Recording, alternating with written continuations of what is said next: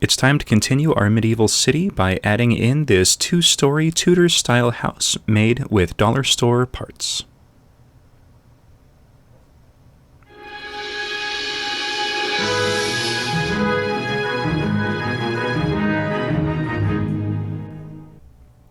So to put this together, I'm going to be using these. These are some dollar store doll houses. They come in a single half, so I bought 4 of them. So right now the total cost is about $5. I've sealed off all of the windows and doors on one of them, and then we're not going to use the roof on the second one. This one's going to be our ground floor, but I did seal off all the doors and windows on it, and then attached both the halves together. Now, the other one is going to remain in halves, and that's because I want to have a little bit of an overhang for the second floor. So we're going to attach them with kind of a little bit of an outcropping just to kind of give the impression that the second floor is much larger than the ground floor.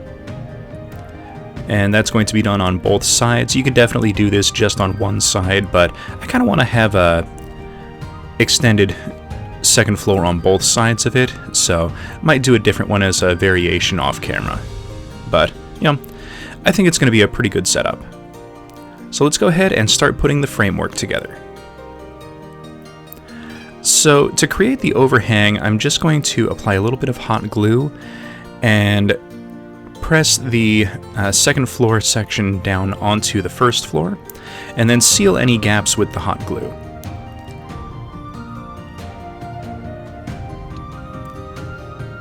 Now, I'm not really worried about the glue being visible on the underside because that's not an area that's going to be easily seen. Now, once I've got the second piece attached, I'm going to need to patch the holes that are left in between the two halves.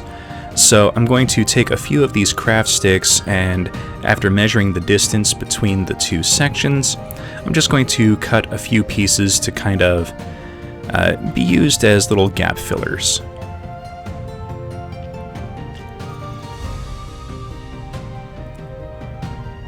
Alright, and sticking down the second half here, and then I will seal off the underside.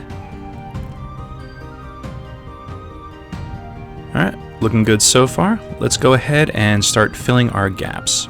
Now, this was a little interesting. Some of the pieces had a bit of a hard time fitting into place, and a couple of them I probably could have cut a little bit longer to fill a little bit easier, but in reality I don't think it matters all that much.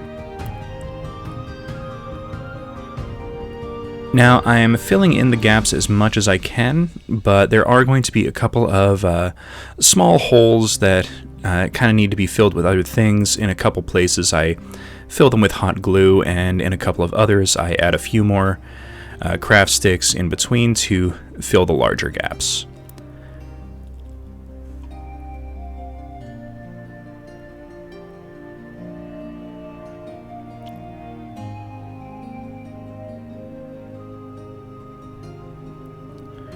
Alright, so now that our patchwork is done, let's go ahead and start adding our wood trim for the Tudor style. So I like to start on the ground floor for these kind of things because I like having the support beams that I place in kind of continue up onto the second floor. So I'm just going to kind of frame out and attach pieces where I think support beams are going to go, and then do a few cross beams and things like that, just to kind of give a nice impression of some extra trim and detail for some woodwork. And you can go as crazy or as conservative with this as you'd like. I'm going to add a few little diagonal pieces, and in an actual house these pieces would kind of be there to help give support for the corners of the roof and the second floor and things like that. Now for the second floor, I wanted the bottom section of the wood to kind of be one continuous piece, so I took a couple of fairly thin coffee sticks and I bent them and broke them into shape, while kind of trying my best to maintain them being a single continuous piece without breaking them apart. And I think the result was really nice, and it kind of gives a impression that the wood was kind of shaped into position to hold the house together. And any kind of small breaks and things like that are just going to add a little bit of extra detail and extra character.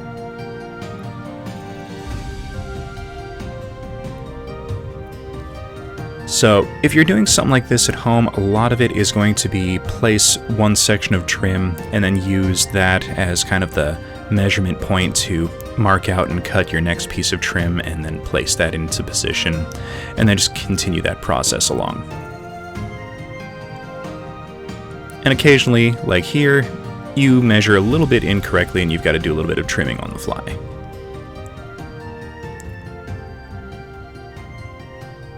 Now, I like putting these little cross sections in place to kind of give the impression of where someone would be standing on the inside. I like to consider these to be roughly waist height for models and things like that. Now, I'm not building a playable interior for this one, but as a dungeon master, I can kind of describe it as, this is the narrative of this guy is standing here, he's about this tall. And you always kind of want to make sure to leave space for windows if you're going to be placing some in at a later date or a later step. So here I am doing a couple more cross pieces, but I'm leaving a space in between them so that I can put a small window into place once everything is set.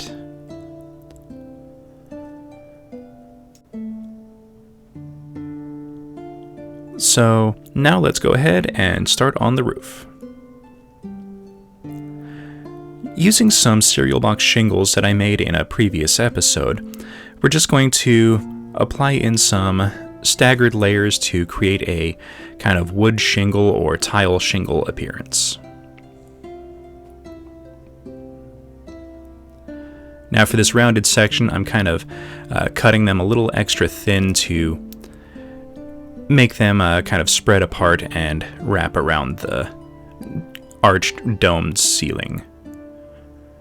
And then for the sections in between the roof gables here, I do a little bit of trimming on a couple of shingles and just kind of make them a little bit more narrow and a little bit more kind of trim to fit so that they kind of squeeze in between the gables. When you have roof sections like this where there's odd angles, there's going to be a whole lot of place a couple shingles and then do some custom cutting and trimming to place the next one into place, and then you can do a couple of normal, and then you've got to do a little bit of custom trimming again. But that's all kind of part of the creative process, and the end result looks really nice.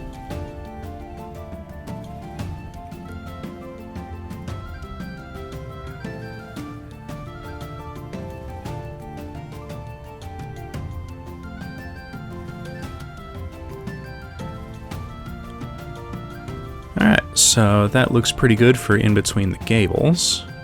So now we can kind of add in a few more shingles on the sides. Still going to need to do a little bit of trimming. And we can kind of match this up to the rest of the roof.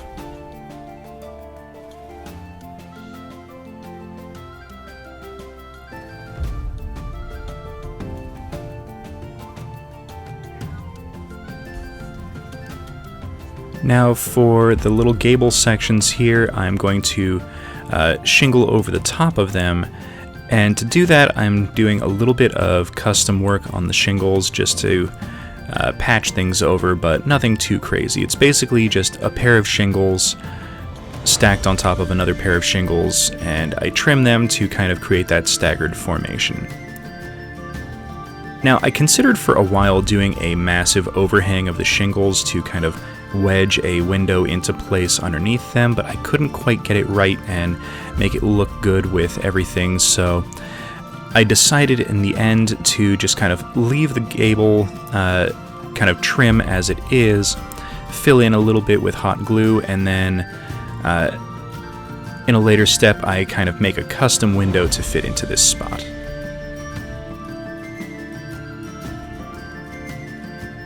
Alright, so for the window sill, I took a little bit of coffee stick and trimmed it to fit, did a little bit of a angled cut on the back side. This will kind of prevent it from getting stuck on any of the hot glue and prevent me from having to reach in and do a whole lot of trimming with a X-Acto blade or anything like that. So we have this huge open section on the roof, and I think we're going to need to cap that. So it ends up being roughly 5 inches by 3 inches in size. So I'm going to take a small section of chipboard, and I'm going to just kind of trim this down so that it will all fit into place and cover the large opening. Trim a little bit of the shingle off, make sure everything is flush. And then a little bit of hot glue to tack it down, and then I'll use a little bit more hot glue to fill any gaps. Alright, so before we move on to the rest of the platform on the top, I'm going to use a few single cut shingles that I've kind of bent around a glue stick, and these are going to be to cover up the corners of all the roof sections. This is just going to hide any of the exposed dollhouse roof.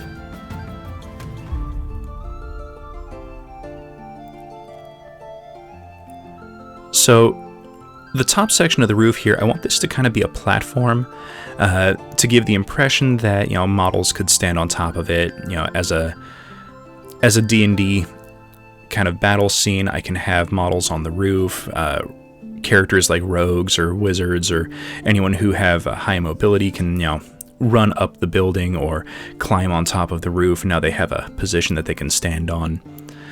So I'm just taking a few coffee sticks. I cut some of them to 3 inches and some of them to 1.5, and I'm just doing a simple alternating pattern to kind of give a little bit of visual detail.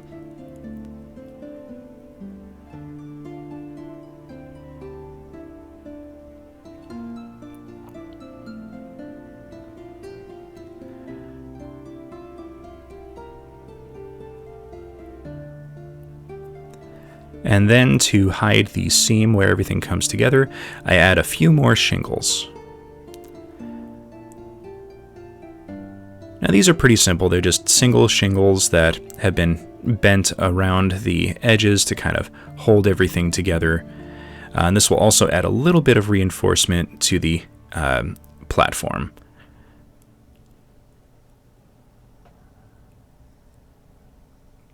All right. So now let's go ahead and get some painting. So I took it outside and did a full coating of Krylon Camouflage Brown. And then all of the wood sections, I do a overbrush, kind of a heavy dry brush of some raw sienna. Now the exposed plastic for the gables I also painted in this, just to kind of give the impression that, you know, they're made of wood and that's just an extra little exposed wood section without me having to glue a whole bunch of stuff down over it.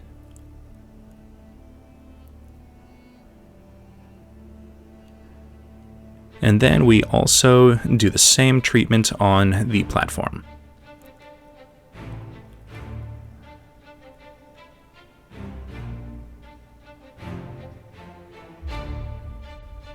Then to add a little bit of weathering, I use some warm gray from the Master's Touch paints, and this is going to just be a pretty light to medium dry brush over all of the wood trim. This gives it a nice aged and weathered appearance. So now for our roof, we're going to do a full coating of some deep green from Artist Loft. This is going to kind of be our base coloration.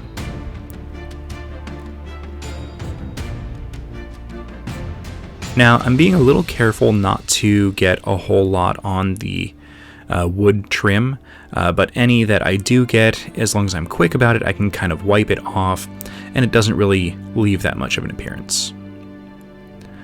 Now, I went a little heavy on this step. I was aiming for kind of a heavy dry brush, but it kind of ended up being a full coating of some ultramarine blue. This is here mostly to kind of give a deeper undertone. This will dry a lot less blue and just kind of unify everything together. And then did another coating of the deep green just to kind of give it a nice this really ends up kind of being a almost forest green coloration by the end.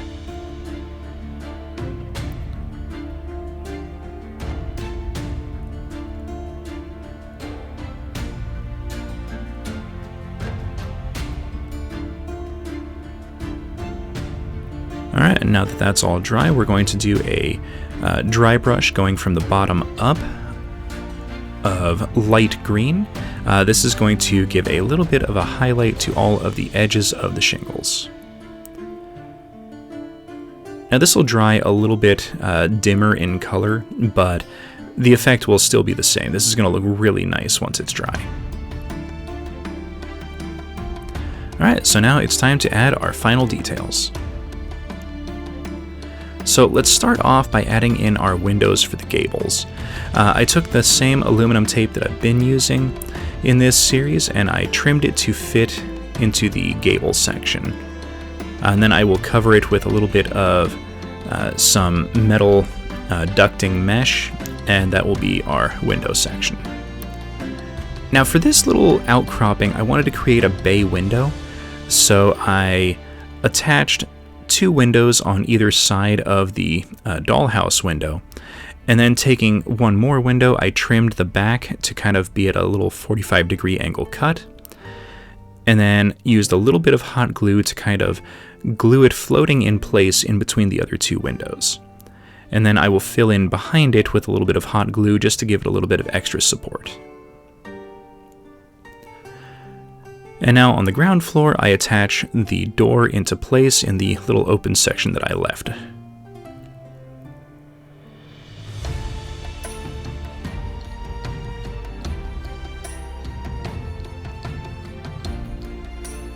Next up, I add in some wall filler.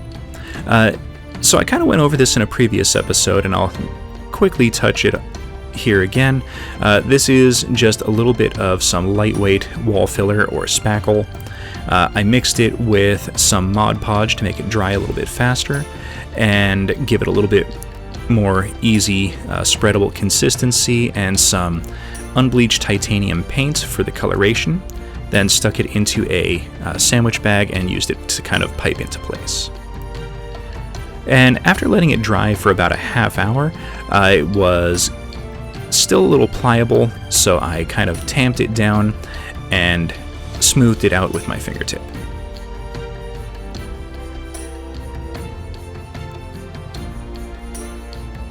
Alright, and just like that, episode 4 is finished.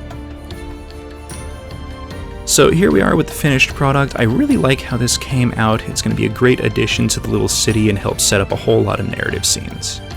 So thank you all for watching. Please hit that like button, subscribe for future content, comment in the comments section, let me know how I'm doing, and we will see everyone next episode.